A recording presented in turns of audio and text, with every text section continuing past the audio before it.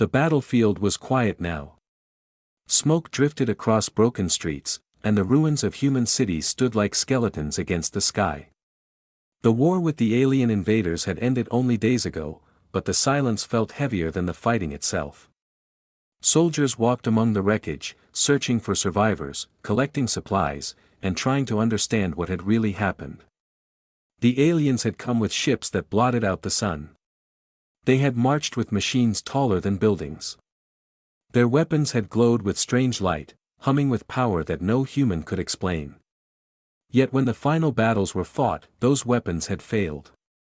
They had fired nothing. They had burned no cities. They had killed no soldiers. Humanity had won, but not because of strength. Humanity had won because the alien weapons had betrayed their masters. Now those same weapons lay scattered across the ground. Long rods of silver metal, strange boxes with glowing cores, blades that shimmered like glass. Soldiers picked them up, turned them over, and shook their heads. Useless toys, they called them.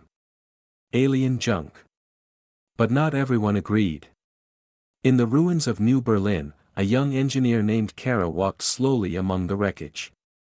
Her boots crunched on broken stone as she bent to examine one of the alien guns. It was long, thin, and covered in markings that looked like flowing rivers. She touched the surface, and for a moment, the weapon hummed softly.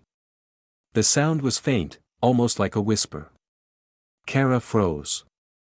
She looked around. None of the soldiers nearby seemed to notice. They laughed, tossing alien blades into piles, treating them like scrap metal. But Kara's heart raced. She had felt something. She lifted the weapon. It was light, too light for something that had once terrified humanity. She pressed her finger against what looked like a trigger. Nothing happened. The weapon stayed silent. Still, Kara could not shake the feeling that it was not useless. The war had been strange from the beginning. The aliens had crushed human defenses with their ships, but when they stepped onto the ground, their weapons had failed.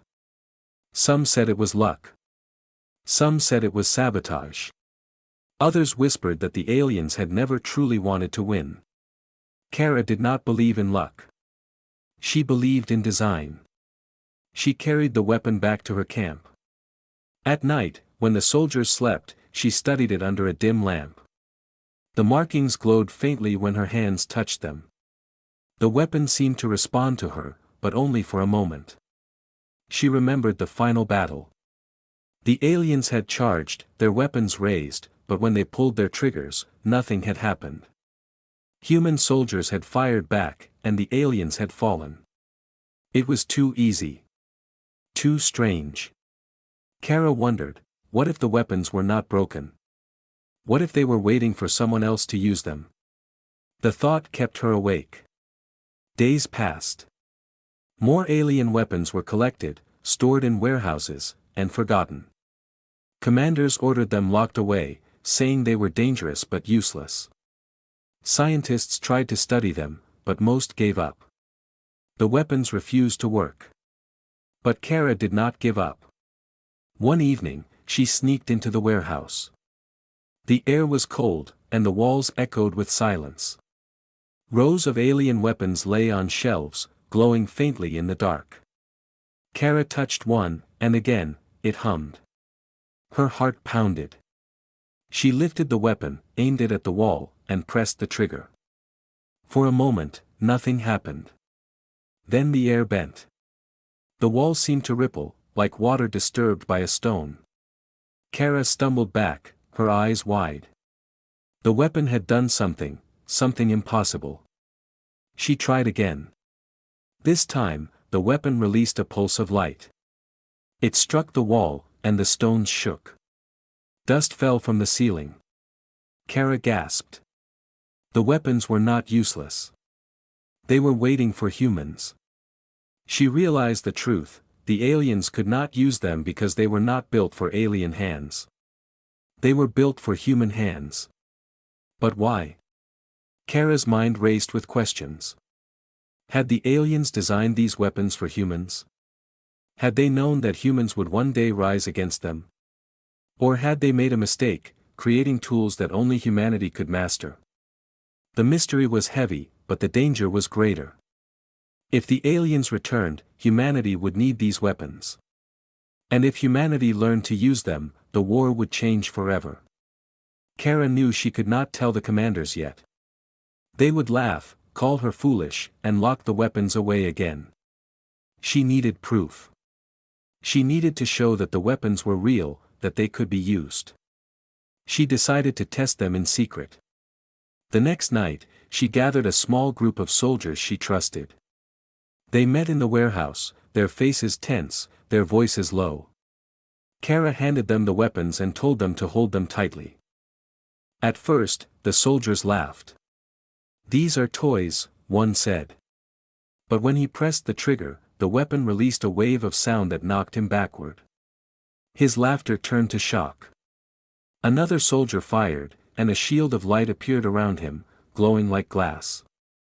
He touched it, and it held firm. The soldiers stared at Kara, their eyes wide. The weapons were real. Kara smiled, but her heart was heavy.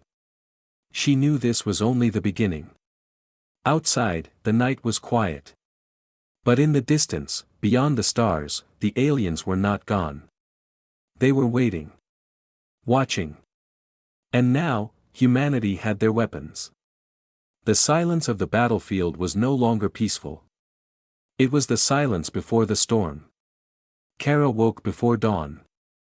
The warehouse smelled of oil and cold metal. Outside, the city was a gray shape under a thin fog. She moved quietly, careful not to wake the soldiers who slept on crates and broken chairs. Her hands still trembled from the night before. The weapons had answered her touch. They had bent stone and made shields of light. That was impossible. Yet it had happened. She set a small table under a single lamp and laid the alien gun on it. The markings along its barrel pulsed like a slow heartbeat. Kara ran her fingers over them again. Each line felt warm, as if the metal remembered a hand that had once held it. She thought of the alien faces she had seen in battle, pale, tall, and strange. They had fired and nothing had happened. The weapons had ignored them. Now, in human hands, the same tools woke. Kara had been an engineer all her life. She fixed engines, rewired broken circuits, and taught herself to read patterns where others saw only noise. She believed that every machine had a reason for being. If something did not work, it was not because it was broken. It was because someone had not yet learned how to speak its language. She called in two people she trusted, Malik, a veteran who had fought in the last battle, and Dr. Soren, a quiet scientist who had once worked on energy fields. They arrived with cautious steps, eyes sharp and tired. Kara did not waste words. She showed them the weapon and told them what had happened. Malik laughed at first. "You expect me to believe alien toys obey you," he said. But his voice had no heat. He was tired of miracles and tired of losses. Dr. Soren only watched, his fingers steepled under his chin. He had seen strange things before, but he had never seen a weapon that chose its user. Kara asked them to hold the gun. Malik took it with a rough grip. The metal hummed, and Malik flinched. He felt a pressure at his palm, like a small tide. He aimed at a stack of crates and pulled the trigger. A soft pulse of light left the barrel and wrapped the crates in a thin shell. The wood did not burn. It did not break. It simply held, as if the pulse had frozen time for that moment. Malik stared. "What is this?" he whispered. Dr. Soren stepped forward. He placed his hand on the weapon and closed his eyes. The markings glowed brighter under his touch. He spoke slowly, as if thinking aloud. "The field is not destructive in the way our weapons are. It rearranges energy. It can hold, push, or bend. It responds to intent." Kara felt a thrill. "Intent?" she asked. Dr. Soren nodded. "Yes. The weapon seems to read the user's intent and shape the output to match. It is not a simple trigger and fire device. It is a translator between thought and effect. They tested more. One weapon turned sound into a moving wall of pressure. Another created a small pocket where gravity felt lighter. Each time, the weapon answered only when a human held it. When Malik handed a gun to a captured alien soldier, kept in a cage for study, the weapon stayed cold. The alien's fingers brushed the metal and nothing happened. The alien looked at the gun with confusion, as if it had expected the tool to obey. The team grew bolder. They mapped the weapon's responses, writing notes on paper that would later be burned and rewritten a dozen times. They learned that the weapons required a rhythm of touch. A certain pressure, a certain angle, a small motion of the wrist. It was like learning to play a new instrument. The more they practiced, the more the weapons revealed. But the weapons had limits. Each use drained the user. After firing, hands shook and breath came short. The light that flowed through the weapon seemed to draw on something inside the human body, something not yet understood. Dr. Soren warned them that the cost might be high. "We do not know what it takes," he said. "We do not know if repeated use will harm the mind or the body." Kara watched the soldiers recover slowly. She felt a small ache behind her eyes, a reminder that power always had a price. Still, she could not stop. The more she learned, the more she saw how these tools could change everything. If humans could master them, they could protect cities, lift rubble, and push back any future attack. But if the cost was too great, the victory would be hollow. One night, while testing a weapon that created a field of silence, Kara noticed something else. The markings on the gun shifted under her touch. They rearranged like letters forming a new word. She traced the lines and felt a pattern emerge, simple shapes that repeated. She sketched them on paper and compared them to other weapons. The same shapes appeared again and again, like a signature. Dr. Soren studied the sketches and frowned. "This is not random," he said. "It is a code. A set of instructions embedded in the metal." Kara's mind raced. If the weapons carried a code, then perhaps they were not only tools. Perhaps they were messages. Perhaps the aliens had left instructions for someone they expected to find them. She thought of the final battle again. The aliens had marched with confidence, but their weapons had failed. Had they expected humans to take up the tools? Had they planned for a species that could read their code? The idea felt both comforting and dangerous. It suggested intelligence behind the failure, not accident. Kara kept the sketches secret. She did not trust the commanders to understand. She did not trust the world to be patient. The weapons were a key, and keys could open doors that should remain closed. As the days passed, more people came to the warehouse. Some came with hope, others with greed. Rumors spread that the weapons could heal, that they could make men into gods. Kara shut the doors and tightened security. She knew the truth was more complicated. The weapons were powerful, yes, but they were not magic. They required learning, sacrifice, and care. One afternoon, a child wandered into the yard outside the warehouse. She was small, with dirt on her knees and a toy soldier in her hand. She watched the soldiers practice and laughed when a shield of light shimmered and then vanished. Kara saw the child and felt a sudden, fierce protectiveness. These weapons were not just tools for war. They were tools for the future of people like that child. Kara made a choice. She would teach, but she would teach slowly. She would build a small group of learners who understood the cost and the care. She would keep the code safe. And she would find out why the aliens had made weapons that only humans could use. Outside, the city breathed in and out, a slow, wounded thing. The sky was a pale blue, and the sun moved across it without hurry. The war had ended, but a new task had begun.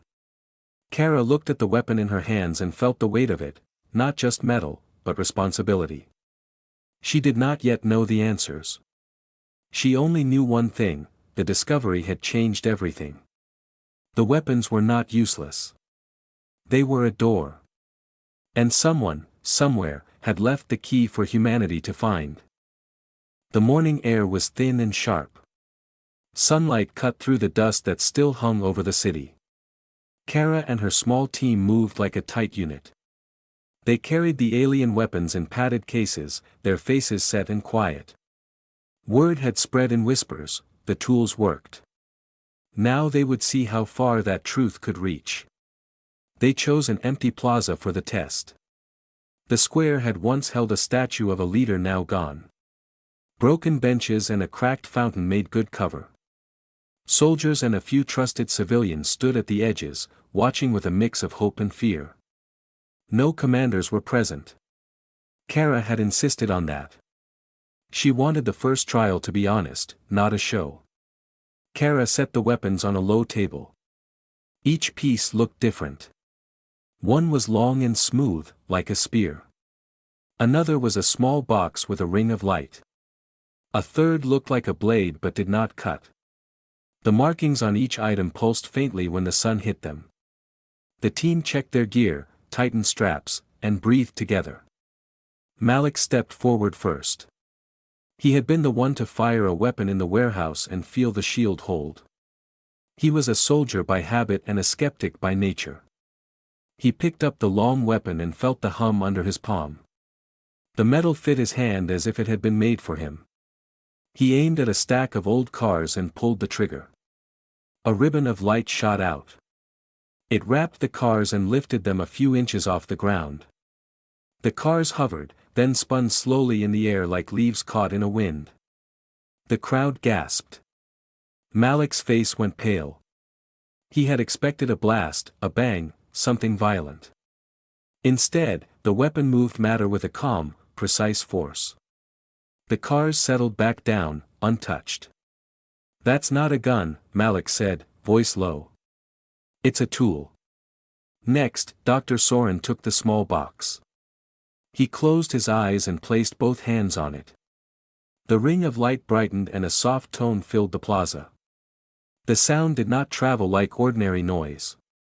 It pressed against the air and made a wall of force appear between two columns. The wall shimmered like heat. A volunteer soldier ran at it and bounced back, unharmed but stunned.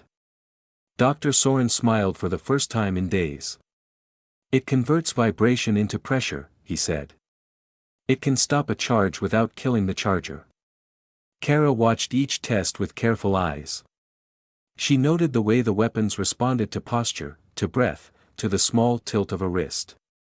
She saw how the light in the markings changed when the user thought of defense versus attack. The tools were not dumb. They read intent and shaped the result. They tried a weapon that made a pocket of low gravity. A crate floated up and the team pushed it like a child pushing a balloon. Laughter broke out for a moment, thin and fragile. Then the laughter faded as the cost of use became clear. After each firing, the user felt drained. Hands trembled.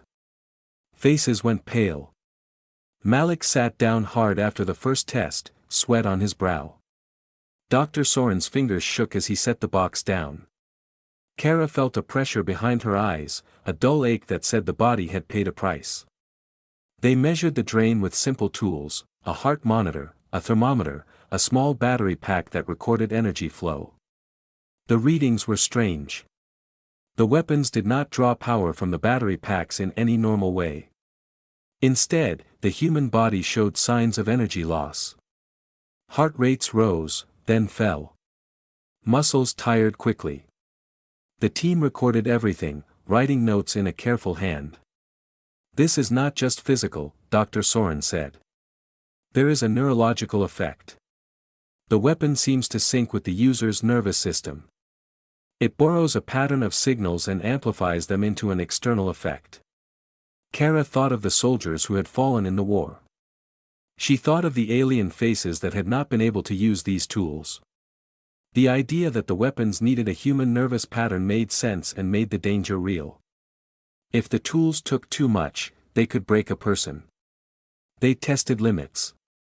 A volunteer named Jessa pushed a weapon to create a shield large enough to cover 3 people. The shield held for a minute. Jessa's hands went numb. Her eyes rolled back. The team pulled her out and gave her water. She slept for hours. When she woke, she could not remember the names of 2 of her comrades for a short time. The memory returned, but the fear did not. Kara felt the weight of responsibility like a stone in her chest. Each success came with a cost. Each new ability could save lives, but it could also take something from the user. She began to plan not just for how to use the weapons, but for how to protect those who used them. They also learned that the weapons could be combined. 2 devices fired together created effects neither could make alone. A gravity pocket and a pressure wall could trap a vehicle without crushing it. A sound converter and a light blade could cut through a hull without fire. The team experimented with pairings, mapping which combinations worked and which failed. Word of the tests leaked. More people came to watch. Some were curious, some hungry for power. A few tried to steal a weapon in the night. The attempt failed, but it showed Kara that secrecy would not last. The world wanted what the weapons offered. That night, after the plaza was empty and the stars were cold, Kara sat alone with the tools. She ran her fingers over the markings and tried to read the pattern again. The code seemed to respond to her touch, but only in small ways. She could coax a new shape from the light, a new rhythm. It felt like learning a language that changed as she spoke. She thought of the aliens. Had they made these tools for humans on purpose? Or had they made a mistake? The weapons were elegant and strange, like a puzzle left half-solved. Kara did not know the answer. She only knew that the first tests had shown both promise and peril. She made a list. Training protocols. Recovery plans. Limits on use. A small school for those who would learn. She would not let the weapons become toys for the reckless. She would not let them be used as a quick fix in a world that needed slow, careful repair. Outside, the city slept in a fragile hush. The war had ended, but a new struggle had begun. It would not be fought only with guns and tanks.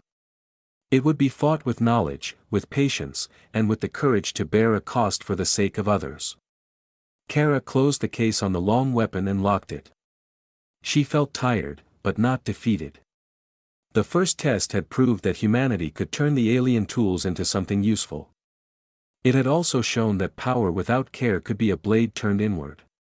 She walked back to the small room where the team slept.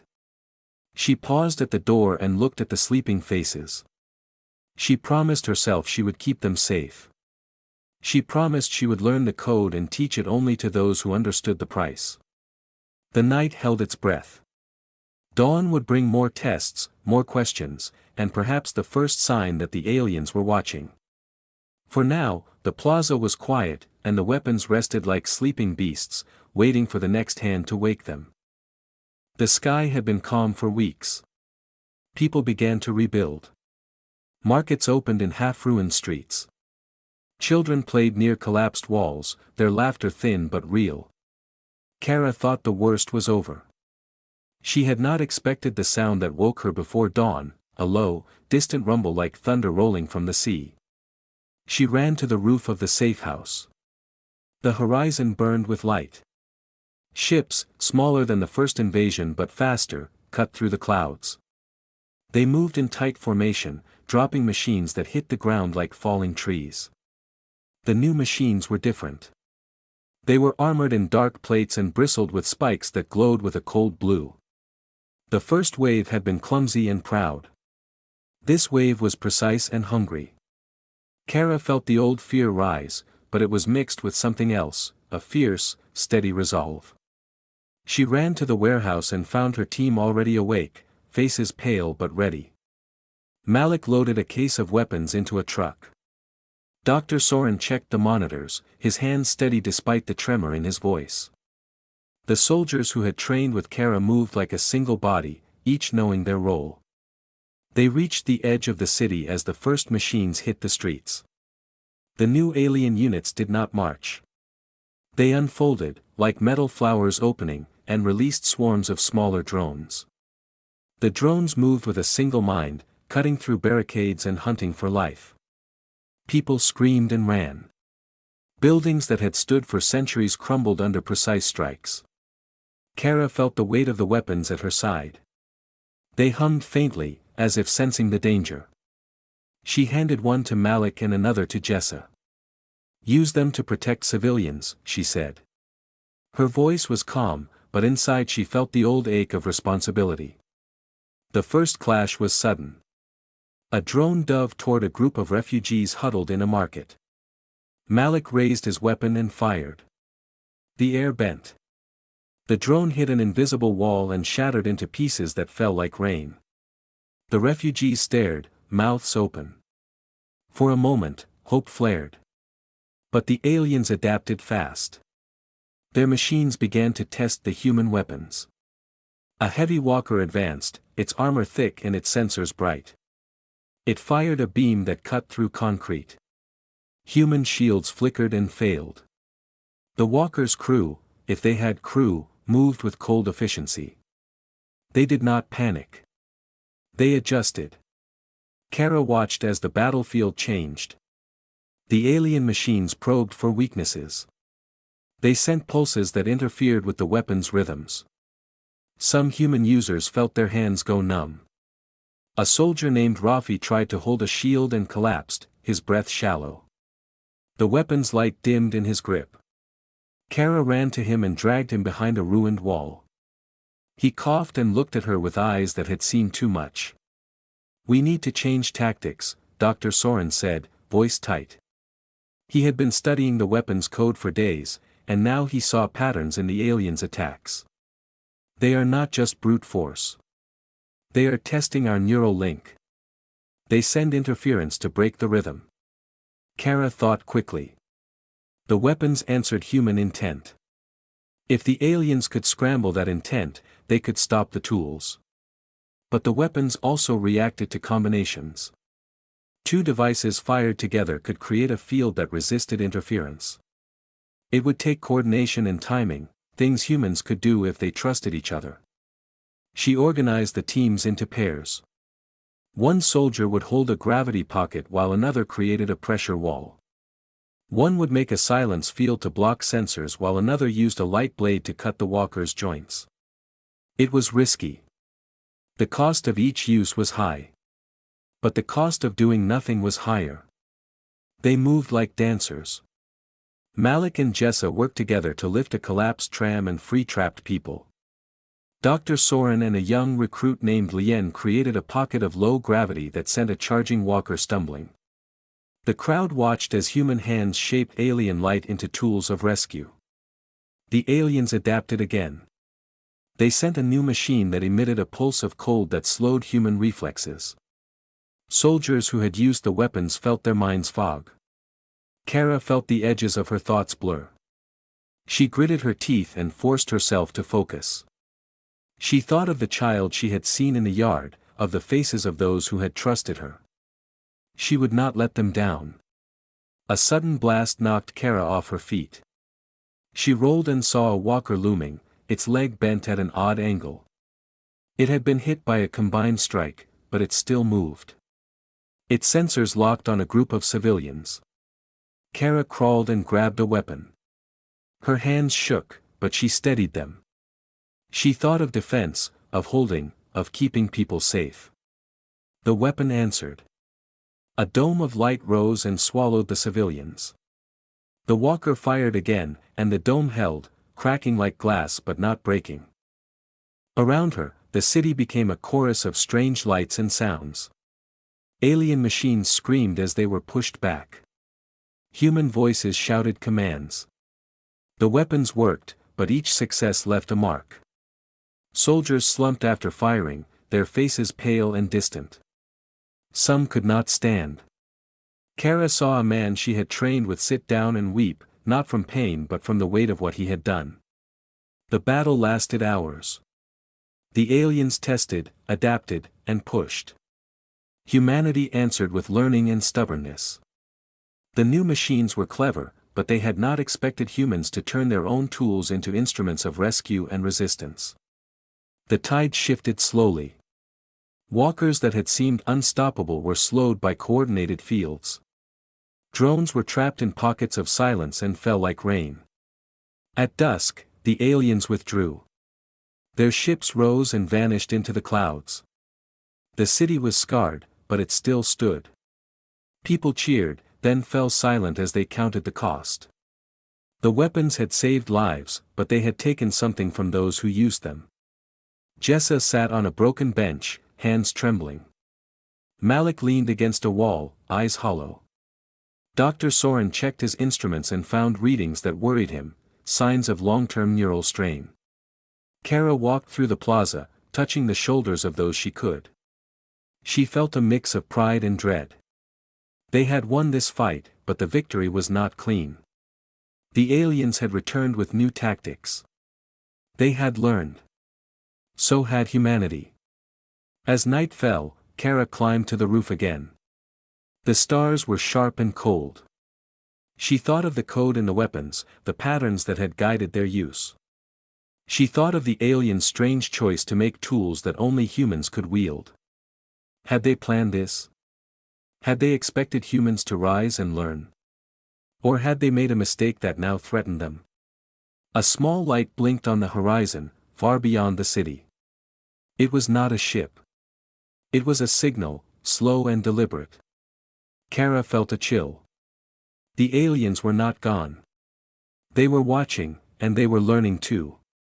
She closed her eyes for a moment and breathed. Tomorrow would bring more tests, more losses, and more questions. For now, the city slept under a fragile peace. The weapons rested in their cases, humming faintly like sleeping animals. Kara knew the war had changed. It would no longer be only about firepower. It would be about who could learn faster, who could bear the cost, and who could turn strange tools into a new kind of strength. She did not know what the signal meant. She only knew one thing clearly: the enemy had returned, and humanity had answered. The next move would be theirs. Dawn came slow and gray. The city smelled of smoke and metal. Kara walked through the streets with a small team at her side. The night's battle had left deep scars. Buildings were half gone. Fires burned in pockets. People moved like ghosts, carrying what they could. Yet there was a new energy in the air. It was not the wild hope of victory. It was the steady, hard focus of people who had learned how to fight differently. Kara gathered the leaders in the ruined hall of the old library. The roof had fallen in, but the walls still stood like a shell. Soldiers, engineers, medics, and a few civilians crowded the space. Dr. Soren spread out the sketches of the weapon code. Malik tapped a finger on a map of the city. Jessa sat with a bandage on her arm, eyes bright despite the exhaustion. They all looked to Kara. She felt the weight of their trust. "We cannot match them in numbers," Kara said. Her voice was low but clear. "They adapt fast. They test our link and try to break it. We must stop them from testing. We must force them to react to us." She pointed to the map. "We will not fight them where they choose. We will shape the battlefield. We will use the weapons not as guns, but as tools to move, hide, and protect people. We will make them waste their tests." The plan was simple and strange. Teams would use the alien tools to create safe corridors through the city. Gravity pockets would lift rubble and clear paths. Pressure walls would block drone swarms. Silence fields would hide groups from sensors. Light blades would cut through armored joints without fire. Each action would be small, careful, and timed.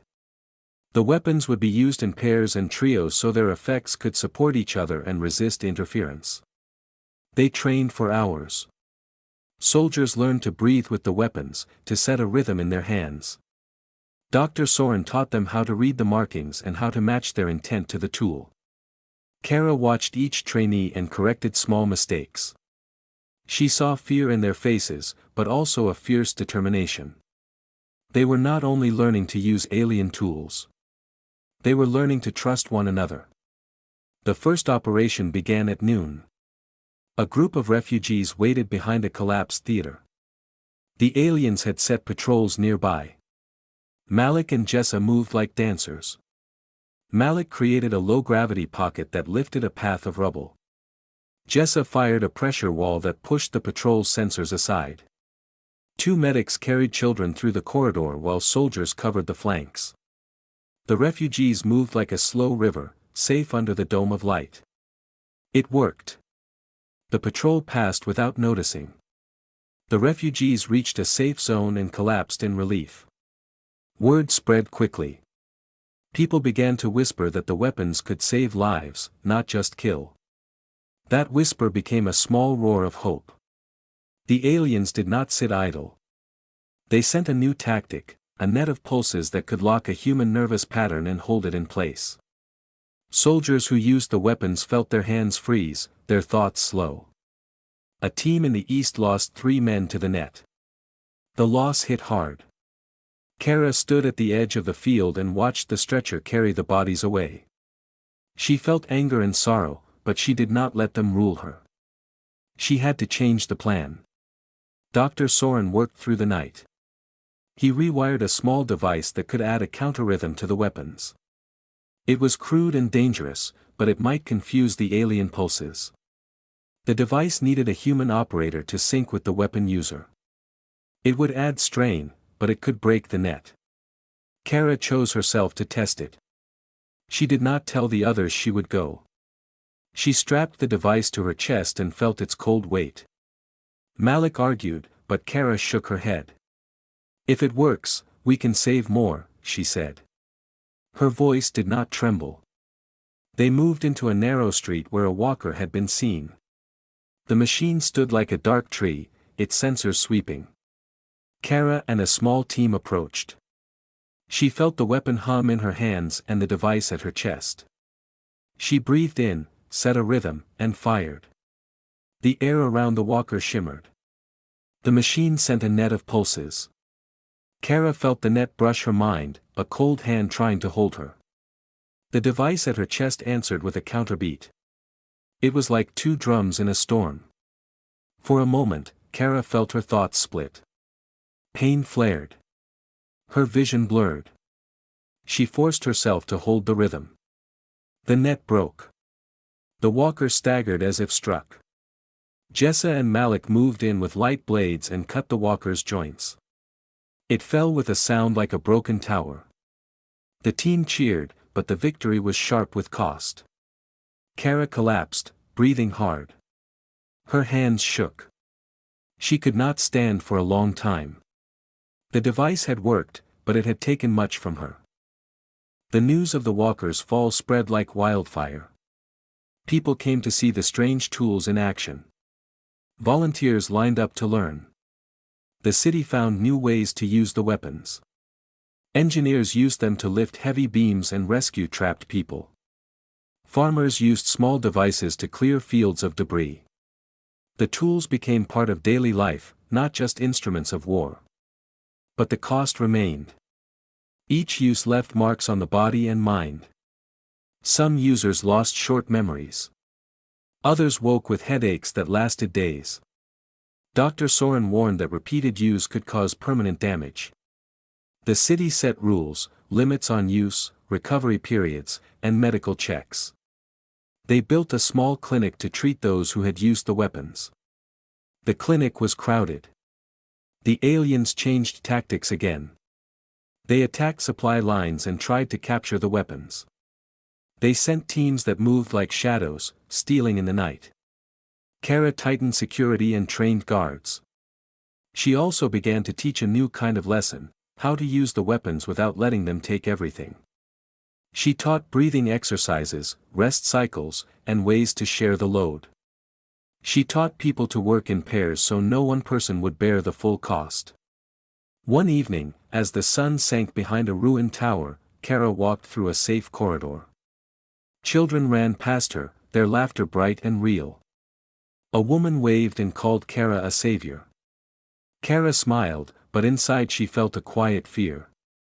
The weapons had turned the tide, yes. They had saved lives and pushed the aliens back. But each victory came with a price that could not be ignored. She thought of the code in the weapons, the hidden patterns that had made them respond to human intent. She thought of the aliens who had made those patterns and then failed to use them. Had they planned for this? Had they expected humans to learn and pay the cost? Kara did not know. She only knew that the city had found a new strength, the strength to learn, to adapt, and to bear the burden together.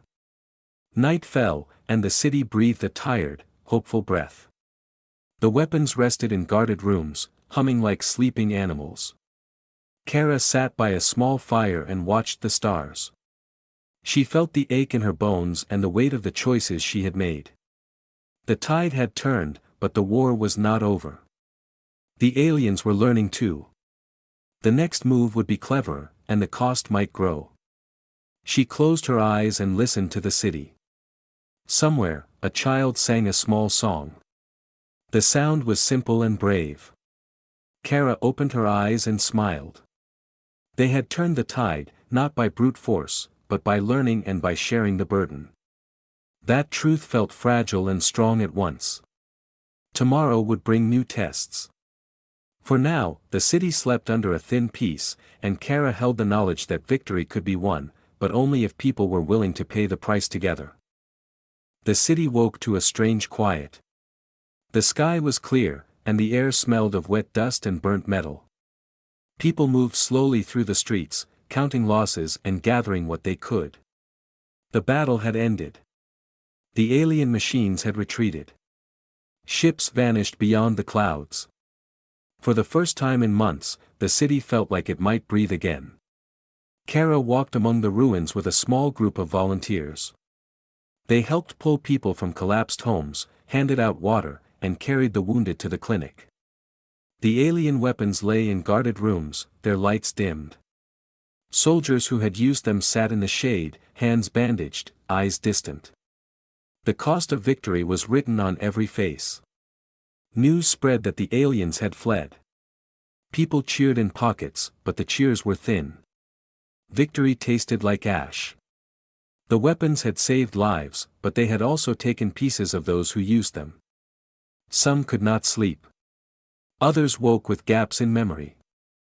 The clinic filled with men and women who had given too much to the strange tools. Kara visited each of them. She held hands, listened to stories, and tried to offer comfort. She felt the weight of responsibility like a stone in her chest. The weapons had turned the tide, yes, but they had also changed the world. People who had once feared the alien machines now carried their power in their palms. That power could heal or harm. It could build or break. The choice of how to use it would shape the future. The commanders came to the city to see what had happened. They asked questions, took notes, and argued about policy. Some wanted to mass-produce the alien tools and arm every soldier. Others warned that the cost was too high and that the weapons should be locked away forever. Kara listened and spoke little. She had seen what the tools did to people. She had seen the way they read intent and took from the user. She knew the answer was not simple. Dr. Soren presented his findings to a council of leaders. He explained the code in the weapons, the way they synced with human nervous systems, and the risks of long-term use. He showed sketches and data, and his voice trembled when he spoke of the damage he had seen. The council debated late into the night. Some argued for secrecy. Some argued for sharing the knowledge with the world. In the end, they agreed on a fragile plan. A small, trained corps would be formed to use the weapons in emergencies only. The rest would be studied, slowly and carefully. Kara did not like the word corps. It sounded like a new army. She wanted something different, people who would use the tools to rebuild, to rescue, to protect, not to conquer. She pushed for training that included rest, recovery, and strict limits. She insisted on medical checks and on teaching the breathing and rhythm that reduced harm. The council listened, partly because they trusted her and partly because they had seen what she had done. As the city rebuilt, strange things happened. The alien weapons, when used for rescue and repair, seemed to change. The light they made was softer. The fields they formed healed broken beams instead of tearing them. People who had once feared the tools began to see them as instruments of care. Farmers used small devices to clear fields of debris. Builders used gravity pockets to lift heavy stones. The weapons became tools of life as well as war. But the mystery did not fade. Kara could not forget the code that had shifted under her touch, the way the markings rearranged like letters forming a message. She spent long nights with Dr. Soren and a small team of linguists and engineers, trying to read the pattern. They found fragments, symbols that repeated, sequences that matched no human language. The code seemed to be both instruction and question. One evening, as they worked, a signal blinked on a small receiver Dr. Soren had built. It was faint, a slow pulse that matched the rhythm of the weapon's markings. The team fell silent. The signal repeated the same pattern 3 times, then stopped. It was not a message in words. It was a pattern, a beat that felt like a heartbeat. Kara felt a chill. The aliens had not only left tools. They had left a signature. Had they meant for someone to find it? Had they expected humans to learn and then listen? The idea was both comforting and frightening. It suggested intelligence and intent behind the invasion, not mere conquest. They traced the signal to a field outside the city where a cluster of alien debris lay. The team moved carefully, guarded by soldiers and medics. The debris hummed faintly under the sun. Dr. Soren placed a small receiver near a shard of metal. The device blinked, and the same slow pulse answered. The metal's markings shifted, aligning into a pattern that the team could now read as a simple loop. Dr. Soren translated the loop into a phrase of sorts, not words, but a concept. It was like a map folded into a single line: find the others. Learn. Share with care. The translation was rough and uncertain, but the meaning was clear enough to chill them. The aliens had left instructions, or perhaps a plea.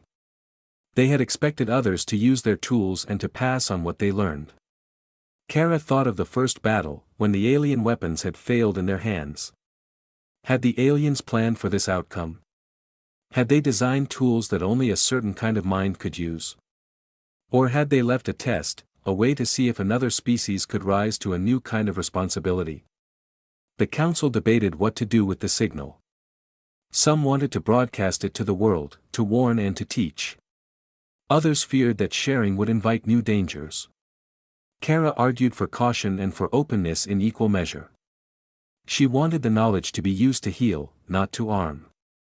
She wanted the code to be a bridge, not a weapon. In the end, they agreed to form a small institute to study the weapons and the signal. The institute would be open to scientists from many nations, with strict rules and medical oversight. It was a compromise, imperfect but necessary. Kara was asked to lead the training wing.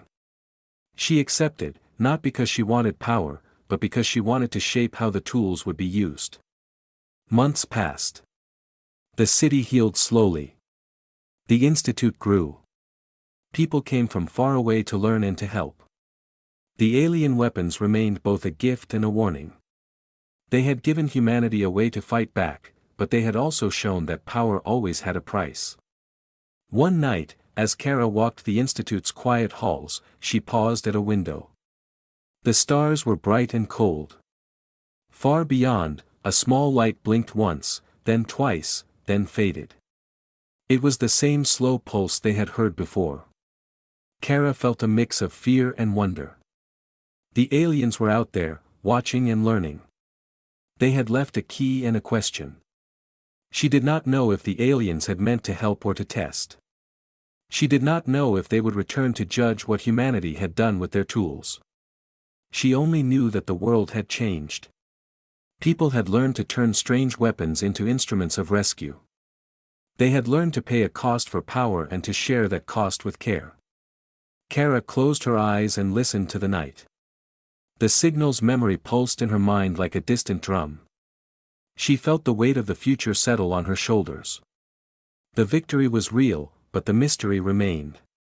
Somewhere beyond the stars, someone had left a door open. Humanity had stepped through.